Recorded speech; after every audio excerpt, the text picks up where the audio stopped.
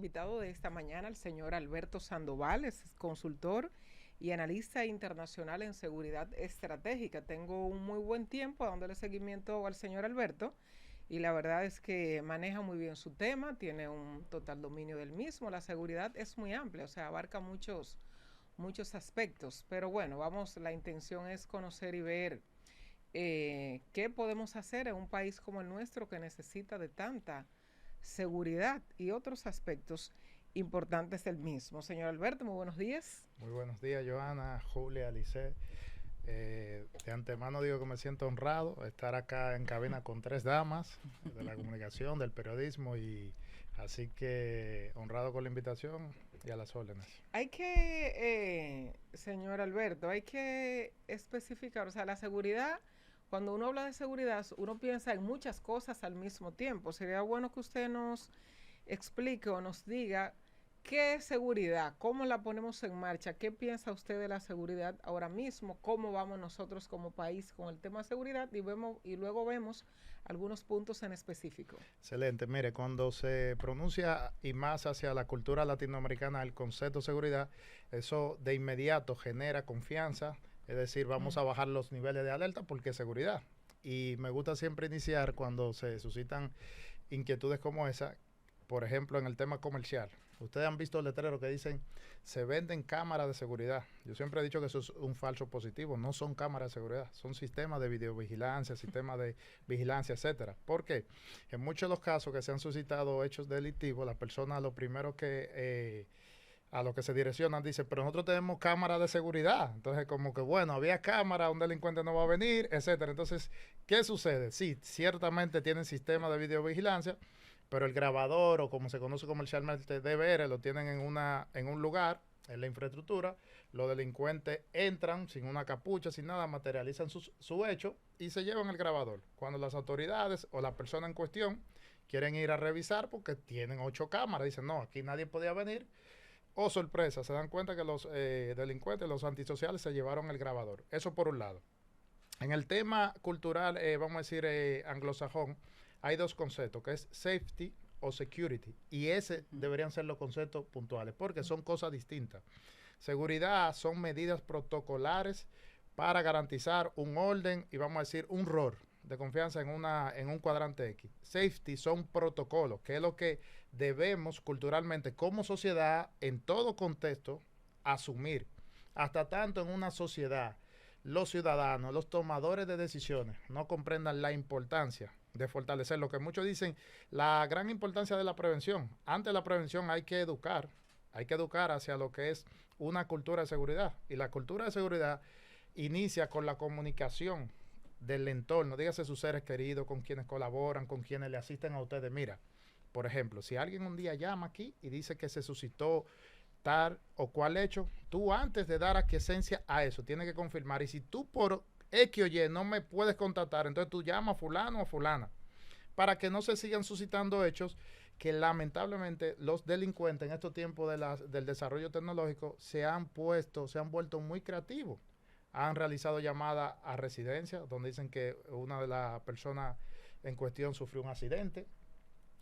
Han enviado personas con algún distintivo de una empresa técnica o de telecomunicaciones a reparar una avería. Entonces la persona de servicio ve ese distintivo, le abren, no validó con la señora o el señor de la casa, y ahí se van suscitando cosas. Entonces todo eso inicia con el aspecto cultural. ¿Por qué el término seguridad? Debemos obviamente asumirlo, pero para darse seguridad en sí debemos tener conciencia plena de qué estamos, cuáles riesgos tenemos, cuáles son los colaterales y cuáles medidas hemos analizado en nuestro entorno, dígase en la casa, hasta con revisar un tanque de GLP, por ejemplo. El tema de los vehículos, ¿cuántas personas hagan este ejercicio a los amables televidentes que nos ven y nos escuchan? ¿Quiénes diariamente, antes de abordar su vehículo, así sea en su parqueo de su residencia, se fijan en cómo está el aire de las llantas, de los neumáticos? Pocas personas lo hacen porque el ser humano en una cultura occidental como la nuestra actúa como en automático. Bueno, yo tengo un compromiso, voy a salir a las 7 de la mañana, voy, enciendo el vehículo, pero usted no se detuvo a ver si un neumático le faltaba aire, y así sucesivamente. Entonces, en buen dominicano, lamentablemente, la falta de cultura en seguridad no ha puesto sobre la mesa decir que luego de que se materialice un robo es que se pone candado. Alberto, sin duda que la seguridad es muy amplia, pero hay un aspecto que a mí me preocupa bastante y es el tema de la seguridad ciudadana, que es uno de los que está rankeando en los principales problemas que nos aqueja como sociedad. Y yo quisiera que tú, que eres experto en esos temas, pues nos oriente con el tema de las principales amenazas que tenemos como sociedad de frente a la seguridad ciudadana. En lo concerniente a seguridad ciudadana, Lice, se suscitan varios aspectos, ya que antes mencioné el desarrollo de las tecnologías. Anteriormente, y vamos a tomar esta fecha ya de festividades, donde también habrá un flujo mayor de recursos por sueldo, salario 13, etcétera. Los delincuentes siempre, desde vamos a decir, todos los tiempos, se planifican, se organizan, identifican posibles fuentes. Observen que anteriormente se suscitaban muchos hechos en los laterales de centros comerciales, de lugares de, vamos a decir, actividades comerciales, etcétera. Entonces, ¿qué sucede en estos tiempos?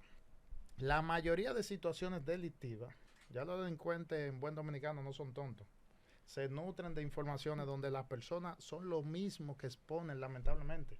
Yo siempre hago un llamado direccionándolo hacia la prevención, a prevenir riesgo en lo concerniente a seguridad ciudadana. ¿Cuántas personas nos suben una historia publicando que se van a ir a reunir con fulana, fulano y fulano en tal sitio? ¿Por qué hacer eso? Si, es decir, un espacio de convivencia entre amigos, bueno, su foto es válido, pero no esté publicando eso porque los delincuentes se nutren de ahí. Hay muchas informaciones, vamos a decir, de observaciones ante hechos que hasta en centros comerciales hay personas, lamentablemente hay que decirlo, que usted lo ve caminando, tomando quizás hasta un café en un lugar y están realizando una labor de observación para cuando alguien sale de una entidad financiera, de algún centro comercial que compró algo, etcétera. Entonces, la seguridad ciudadana es compleja en mucho porque se deriva e inciden muchos aspectos. El tema de la criminalidad, que es el concepto recomendado que se debe asumir cuando se habla para el macro, porque ojo, hay un falso positivo que provoca y es con lo que se mide, pero ya en mesa de trabajo estratégica de hace más de 7 u 8 años se ha comprendido. Yo le pido acá en Dominicana que todos los sectores aborden eso con responsabilidad. No se puede medir el clima de seguridad de la República Dominicana en base a la tasa de homicidio. Claro que influye e incide porque es el barómetro, sí, pero la criminalidad es lo que conjuga todas las acciones y hechos delictivos. Por ejemplo, hay un caso que se está investigando de un homicidio, sea por una riña, algo violento que determinó una persona que estaban compartiendo, alguien discutió con alguien y lamentablemente eso culminó en una fatalidad. Sí, ciertamente ahí hay un hecho violento, una fatalidad. Ahora bien, ¿cuántas personas a diario no le quitan un celular saliendo o caminando? ¿Cuántas personas no asaltan? Entonces, ese compendio es lo que comprende la criminalidad. Al que le rompen su vehículo, al que entran a la casa y le realizaron un robo. Muchos hechos, que eso es lo que copa y lo que provoca la percepción de inseguridad. Porque, ojo, antes de hablar de seguridad ciudadana, que es la sombrilla ciertamente, y encima de la seguridad ciudadana está la seguridad pública, que es donde se desarrollan las políticas para el fortalecimiento de la seguridad ciudadana. Pero lo que se debe fortalecer es el clima de percepción, que es lo que provoca inseguridad. Que cuando le preguntan a alguien, acá, ¿cómo tú te sientes? Bueno, me siento inseguro. Mira, yo voy caminando por ahí y el solo escuchar un ruido de una motocicleta, oye, me puedo estar con quien sea, y todo el mundo al unísono hace así. Y mira, porque ya eso en la psiqui social está impregnado. En ese mismo orden, hay algo que a mí me llama mucho la atención y es la seguridad de nuestros gobernantes, específicamente de nuestros presidentes. Hay un cuerpo especializado. Sin embargo, recientemente vimos un acontecimiento con una magistrada que entró en una especie de impasse de lucha de poder entre su cuerpo de seguridad y el cuerpo de seguridad presidencial en el acto que se llevó a cabo en San Cristóbal. Entonces, mi pregunta es, ¿hasta qué punto tiene este cuerpo presidencial la toma de decisión sobre la misma toma de decisión del mandatario, que en la actualidad contamos con una gobernanza que suele ser muy cercana? Sí. E incluso vimos hasta un video en un momento de un señor que abrazaba al presidente por aquí y el de seguridad le quitaba la mano de manera rápida por no ser un tema de seguridad. Y en ese mismo orden de nuestros funcionarios, la sociedad dominicana castiga con el látigo al funcionario que anda con seguridad y entiende que aquí no pasa nada y que eso es bulto, hay antimovimiento y que hay funcionarios, como por ejemplo el de aduana, el del Banco Central, el del Banco de Reserva, que la sociedad no entiende por qué tienen que ir con un francotirador abriéndole el camino. Ok, con un franqueador. Perdón. Franqueador. Sí, mira, Julia, interesante planteamiento el que realizas. Nuevamente menciono el tema cultural como sociedad, porque muchas personas observan a través de las redes sociales o en YouTube específicamente esos desplazamientos de dignatarios, vamos a decir, de mayor importancia en el mundo. Me permito citar, por ejemplo, al presidente Biden, que se ve toda esa cápsula de protección que la asuma el servicio secreto. Entonces eso se ve bonito desde fuera, las personas, sin importar el nivel, como bien mencionaba Julia, político, empresarial, respetan, porque la seguridad en otras latitudes se respeta, pero para respetarse debe ser un ente o algo que sea profesional. Extrapolando eso a nuestro país, la República Dominicana, lamentablemente, la cultura de funcionarios, personas de todo ámbito, gobierno anterior, gobierno actual, hemos observado, yo hago varios análisis sobre eso, cuando identifico fallos de alguna actividad y lo comento siempre para aportar a que se corrija y se fortalezcan esos errores. ¿Qué sucede puntualmente con la escolta o protección? Que se llama protección ejecutiva a nivel presidencial, lo que concierne a la protección de un presidente, en este caso el presidente Abinader, como usted bien mencionó. Es que no personas, políticos obviamente, vivimos una sociedad latinoamericana, no comprenden que un proceso, vamos a decir, electoral de campaña, un candidato y un presidente no es lo mismo. La seguridad tiene cada día que abocarse a ser profesional para saber lidiar con eso, porque hay personas que no lo van a comprender, pero la seguridad más efectiva no es en buen dominicano la que más bulto se percibe, o la que usted ve en buen dominicano también, valga la redundancia, aparataje. Es la seguridad que se basa en análisis de riesgo, colocando a veces una seguridad más profesional es la que está como bajo perfil. Quizás personas sentadas en un auditorio que usted cree que es alguien que está viendo algo y es un personal de inteligencia, pero a discreción. A diferencia de usted quizá crear un clima de poner X cantidad de miembros en un entorno que ya cuando las personas estén llegando se van a sentir como amenazadas.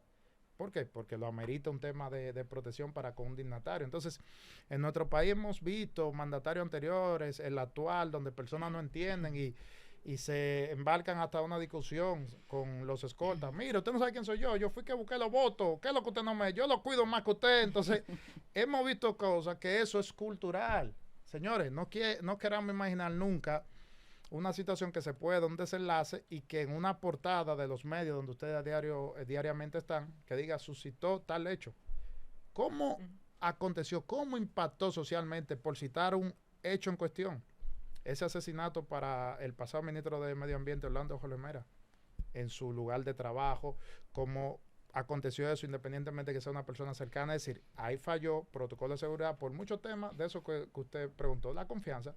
La seguridad no tiene amigos, la seguridad tiene protocolo y los mismos son para cumplirse.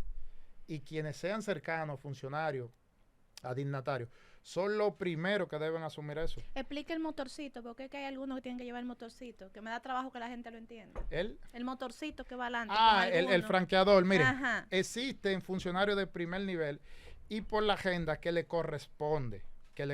Por ejemplo, presidente, vicepresidente, esposa, en este caso primera dama, un tema protocolar de agenda. Por decir, director de la policía, ministro de defensa, le compete por un tema de agenda y decir, obviamente, su protocolo de seguridad, pero de agenda. Son personas muy ocupadas, se van desplazando, conocemos más, usted conoce más que nadie cómo está y actualmente el tráfico en Dominicana, ¿verdad? Entonces, el desplazamiento, llegar oportunamente a cumplir con una agenda, eso está estipulado en el protocolo. Ojo, hay otros que se observaba, porque hay que ser responsable, sobre todo en gobiernos anteriores, donde cualquier funcionario de X nivel, yo criticaba mucho eso públicamente, usted veía que quizás nos encontrábamos en una vía importante y un agente de tránsito no hacía un pare, entonces toda la gente se tiende a incomodar y cuando veía que pasaba eso decía, pero acá, pero ¿quién es? Porque tanta cosa, tanto aparataje. Y el colapso de una ambulancia. Sí, exacto, sí, que es un tema cultural de irrespeto. Exactamente, abren paso. Hemos visto quizá algunos videos muy bonitos en otros países donde una ambulancia al encender sus luces y la sirena a todos los ciudadanos por la educación y la cultura, se echan a un lado y mira, esa ambulancia va así. Cuando es aquí, lamentablemente, ¿usted sabe qué sucede, Julia? Ahí usted ve 3 motoristas, 2 camionetas que quieren ir para... Entonces, es un tema cultural. Primero, comprender los riesgos del entorno. Y puntualizo con esto en la respuesta ante su pregunta. Siempre digo, cuando una persona va a realizar un viaje y llega al aeropuerto, pasa los filtros de migración, va todo, no hay un protocolo de seguridad. Ahí no importa que usted trabaje con X o Y personas. Todos usted tienen no va a subir que pasar por ahí. a la aeronave con una pistola.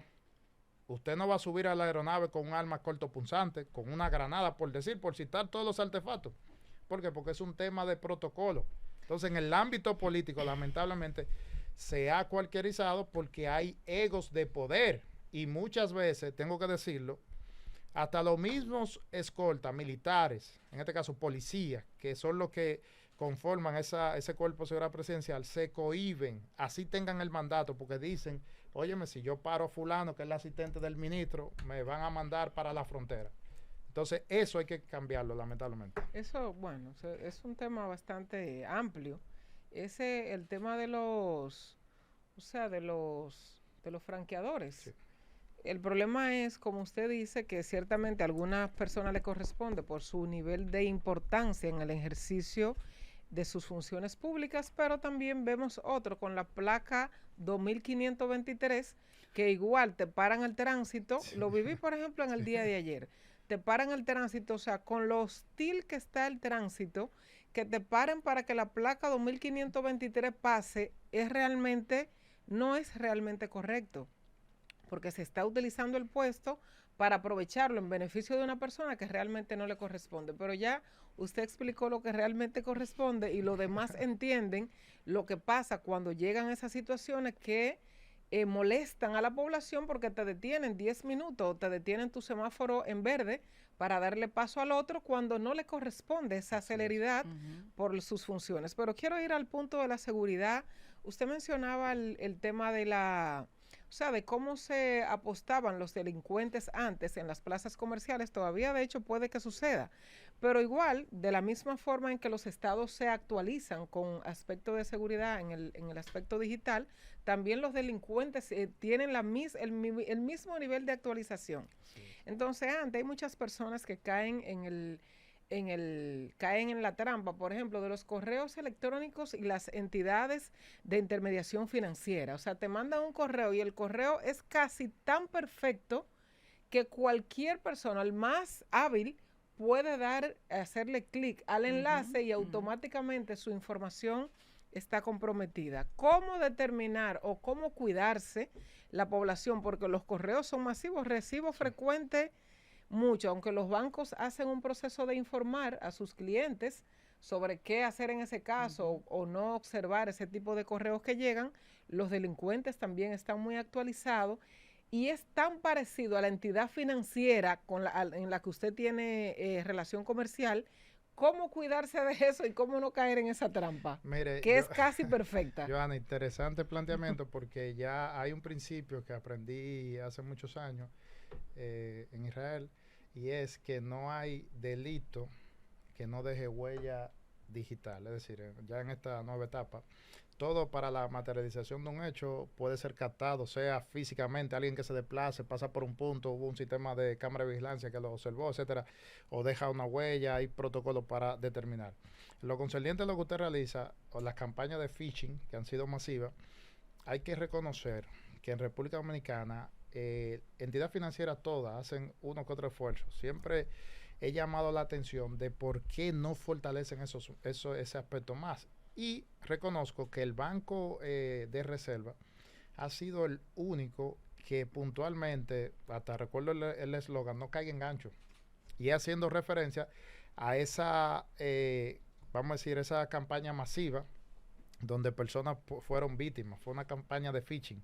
Y como bien señalaba usted, Johanna, el tema de la interfaz. Personas hasta conocedores de los aspectos tecnológicos, de utilizar diariamente sus aplicaciones de la entidad financiera, se confunden porque la interfaz es tal cual que solo un carácter es que varía. Por ejemplo, que pudiera decir Banco Azul y Rojo el Caribe, por ejemplo. Entonces, Banco Azul y Rojo el Caribe, y luego de la E de Caribe le ponían una L. Pero y el interfaz, la persona no está leyendo eso, la persona que está viendo el dibujito, que es tal cual. Entonces le decían, le mandan ese correo, donde dicen, mire, imaginemos, vamos a hacer algo un poco jocoso, pero para edificar a la audiencia. Imaginen que le llegue un correo en esta fecha y le digan, mire, hoy es domingo, usted tiene que actualizar, tiene hasta las 6 de la tarde de hoy para validar sus datos, porque de no hacerlo, entonces usted no va a recibir su sueldo 13 mañana lunes. Mire, hay personas que de ver esa interfaz no van a ver que eso es una campaña de ficha y lo que van a entender, mira, ya el banco mandó esto, dice que hay que actualizar por un tema de seguridad, si yo no lo hago, entonces no voy a tener mi dinerito del salario 13 mañana lunes. Entonces, ¿qué pasa? Eso por citar de manera jocosa. Sucede en muchos casos donde las estafas a nivel, eso se llama ciberdelito, y hay organizaciones cibercriminales a nivel globales que operan y tiran campañas masivas para, en un término informático, hackear, que hago un llamado también de educación a la población y a todos líderes de opinión. Cuando se vayan a referir hacia el cibercrimen o ciberdelito, no utilicen, por favor, el término hacker. Hacker es un desarrollador informático. Refiéranse como ciberdelincuente. Un hacker es un informático. Que por tener conocimiento se pasó del lado bien al mal. Es otra cosa. Eso es como un profesional que fue y se formó, pero no asumió la ética profesional. ¿Entiendes? Entonces, esa cosa culturalmente, porque todos dicen hacker. No, hacker puede ser hasta un niño con competencias y habilidades informáticas. Entonces, en el tema puntual de la ciberestafa, también se está dando un modus operandi que ahora llaman como una persona de un banco, Lice, y le dice, mire, estamos llamando, señor fulano, pero tienen todos los datos. Necesitamos que usted los datos de su tarjeta y el código de seguridad detrás para validar, porque en base a esto usted fue seleccionado para un resort, X cosa, le vamos a poner una cantidad, y las personas en automático porque lo hacen tal cual. Le habla fulana de tal, Juan Pérez le habla, señor, del banco X. Le estamos llamando porque usted ha sido seleccionado por sus consumos. Entonces necesitamos validar esta información para automáticamente usted nos la proporcione. En un periodo de 1 hora usted tendrá en su cuenta $5,000 para que hay personas que digan, espérate, apágale tú. Huye, que entonces todas esas cosas es un tema cultural. ¿Qué quiero decir con esto? Hago un llamado a las autoridades, al tema también que sería propiamente educación y entidades financieras. Considero que en estos tiempos deben fortalecer lo que es la campaña. Señores, si hay recursos que se deben direccionar, se deben gastar, es en educar, es en aspectos sociales. El cibercrimen, para que tengan una idea, a nivel global, pasó del año 2013, eso hace 10 años, y fue ahorita, de estar en el lugar número 7 de los aspectos que impactaban, es decir, en pérdidas globales, a estar en el número 1. Y le hago una pregunta a ustedes. ¿Ustedes consideran que por el desarrollo tecnológico eso va a bajar de ahí? Jamás. Claro que no. Es decir, en síntesis, todos los ciberdelitos y actividades cibercriminales que se desarrollan a nivel global sobrepasan, para que tengan una idea de la audiencia, todo el impacto en pérdida económica de todos los fenómenos naturales que acontecen en un año en el mundo. Por ahí.